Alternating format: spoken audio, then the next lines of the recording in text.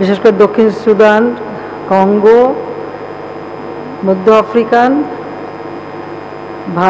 আবেই এবং লেবানন, কয়েকটি দেশ আমাদের এখানে সংযুক্ত। আমি সকল শান্তিরক্ষীদের আন্তরিক শুভেচ্ছা জানাই। আমি জানি যে আপনজন ছাড়া সেই সুদূর বিদেশে তাছাড়া একটি ভিন্ন পরিবেশ, ভিন্ন আবহাওয়া,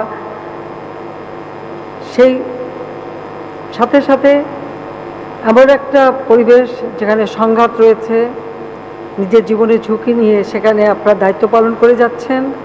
সেজন্য সবাইকে আমি আমার আন্তরিক ধন্যবাদ জানাই। ধন্যবাদের সাথে সাথে আমি সকলের জন্য দোয়া করি যেন সকলে সুস্থ থাকেন, সফলতা পান এবং সহি সালামতে নিজের দেশে ফিরে আসতে পারেন।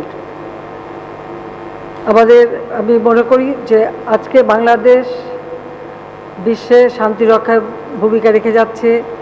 শান্তিরক্ষী দেশ হিসেবে বাংলাদেশ অন্যতম।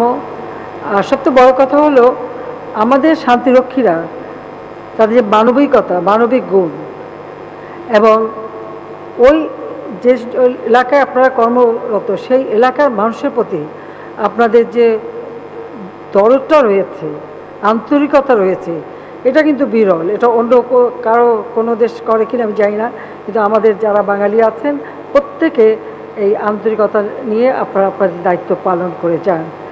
আমি সেই জন্য আপনাদেরকে আন্তরিক ধন্যবাদ জানাই। আমি জানতে চাই আপনারা কেমন আছেন? কেমন আছেন সবাই? আসসালামু আলাইকুম মাননীয় প্রধানমন্ত্রী। ওয়ালাইকুম আসসালাম।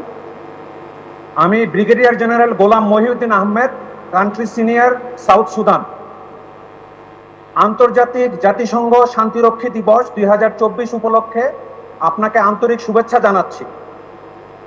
স্যার, বাংলাদেশ সেনাবাহিনী, নৌবাহিনী, বিমান বাহিনী ও পুলিশের 109 জন মহিলা শান্তিরক্ষী সহ সর্বমোট 1678 জন শান্তিরক্ষী দক্ষিণ সুদানে নিয়োজিত রয়েছে এবং দক্ষতা ও সুনামের সঙ্গে দায়িত্ব পালন করছে।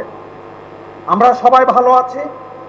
আজকের এই বিশেষ দিনে আপনার সাক্ষাৎ পেয়ে আমি ও আমার সহযোগীরা অত্যন্ত আনন্দিত ও গর্বিত। ধন্যবাদ মাননীয় প্রধানমন্ত্রী।